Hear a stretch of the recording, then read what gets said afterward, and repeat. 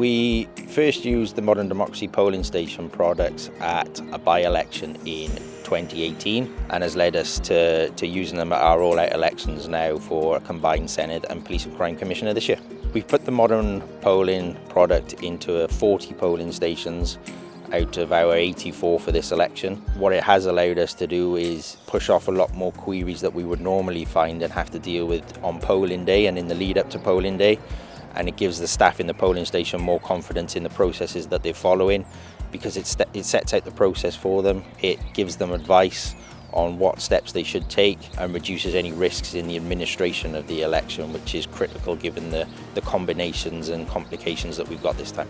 For this year, there was discussions around early voting, a last-minute idea that nobody was able to do except for us because we were using the modern polling products and had already worked out a solution. It all led us to making the decision that we were going to invest in digitising the elections where possible. It's already paying dividends by having it in place and having those tests for us for this election that we've got this year.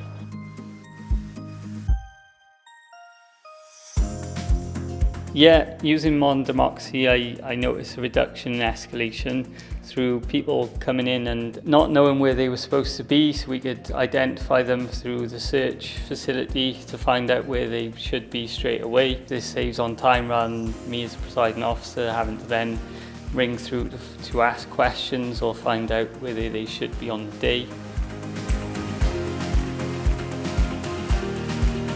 The staff here that work in the polling stations are used to me making changes and implementing and coming on board with new things. So obviously there was a bit of angst from some of them about it's digital and what happens if this doesn't work or this, that and the other. Once they did their training with Modern Democracy, they were then able to come in and have a play with some of the training iPads and some of the poll cards and ballot papers just to see how easy it was to scan a poll card and then scan the ballot papers and move the electors through the system and have a good play and get a handle on what they would be doing today on polling day.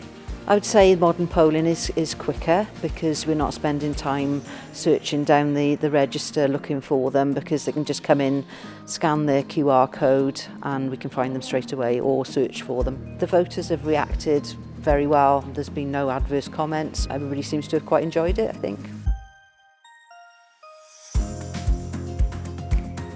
I'd never go back to a paper-based system. Anything we can do to digitise elections gives confidence in the younger voters that we're trying to attract into the election process. It allows us a bit more flexibility and confidence with our staffing arrangements in our polling stations, more confidence in the administration and that we're doing the things we should be doing, as well as allowing us to be more flexible in how we can approach elections and actually deliver it to the electors. Would I ever go back to a paper-based system? Now that I've seen the benefits, I think if I did try to deliver my polls next year using paper registers and paper CNLs, the staff that have worked this year would possibly cause a riot. They've seen how easy and simple the process is and how efficient it is, so I don't think we'll be going back to paper registers and paper CNLs.